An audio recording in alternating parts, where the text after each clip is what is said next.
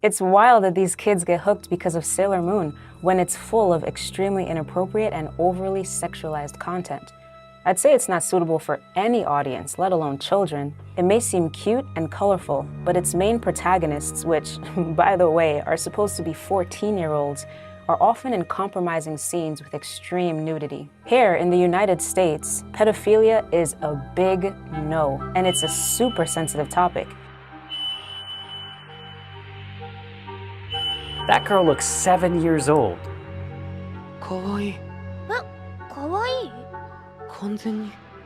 Way too early to be worried about boys falling in love with them. Yeah, when the animes have like young kids in there, then you just automatically assume that it's for kids.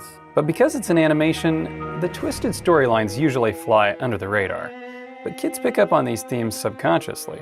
And yet pedophilia can be found across anime, as well as themes of incest, homosexuality, lesbianism, and transsexualism. And it gets even more weird when original Japanese anime is changed for US viewers. In Sailor Moon, Haruka and Michiru are lesbian lovers, but in the American version, they made them cousins.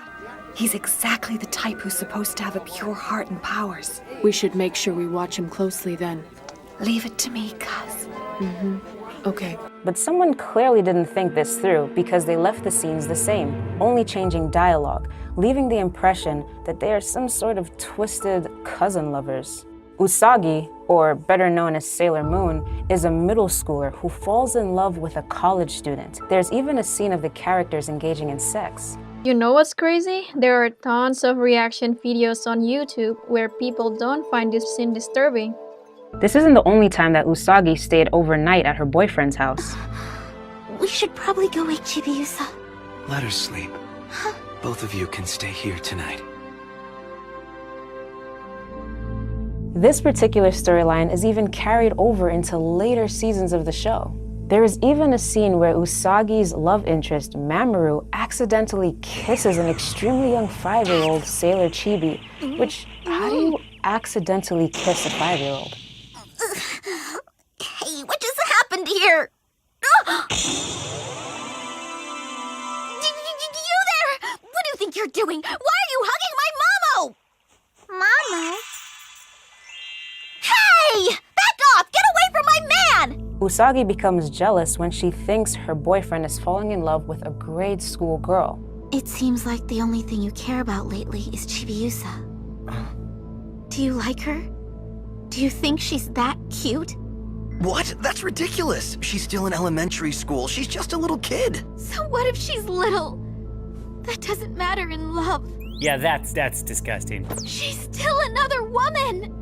This twisted relationship is not the only young love to spring up. Naru, who is also aged 14, falls in love with Naphrite, who is 19. This is disturbing. You can clearly see that he towers over the little girl. Yikers, that's not something you want your kid exposed to. Oh, just wait, it gets worse. Even the villains in the series are gender-bending teenagers. The Sailor Starlights are 3 Sailor Senshi from another star system looking for their missing princess, which lands them on Earth to find her. In their civilian forms, they are biological men who created a boy band called 3 Lights. So it's kind of like the Spice Girls meets NSYNC? Now that would be weird. They become female when they transform into their Sailor Senshi forms. Additionally, their leader is clearly in love with Sailor Moon, which is super confusing to the viewer because their genders constantly change. This sounds like something from 2020, but it came out nearly 30 years ago. You know, the Bible has a lot to say about sexual immorality. 1 Thessalonians 4:3-5 says, "It is God's will that you should be sanctified, that you should avoid sexual immorality, that each of you should learn to control your own body in a way that is holy and honorable, not in passionate lust like the pagans who do not know God." You see, like Sailor Moon, there's a ton of highly inappropriate sexual content and dirty innuendos. Some of the scenes are so disturbing that on this fact alone, it should deter pretty much anyone.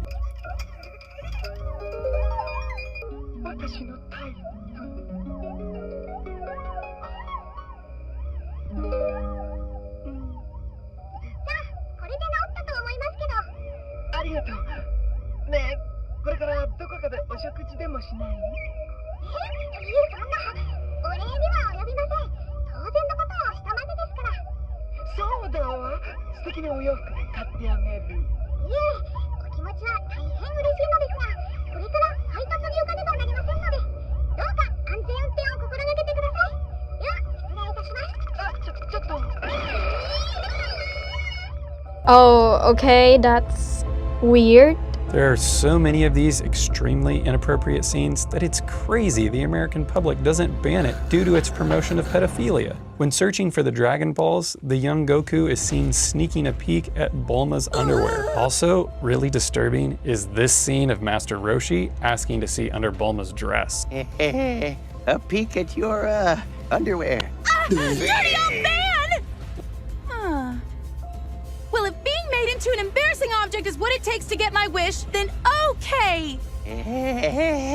I've duped them into thinking this bothers me, and I get an easy Dragon Ball! Heck, underwear's not much different from a bathing suit! Ta-da!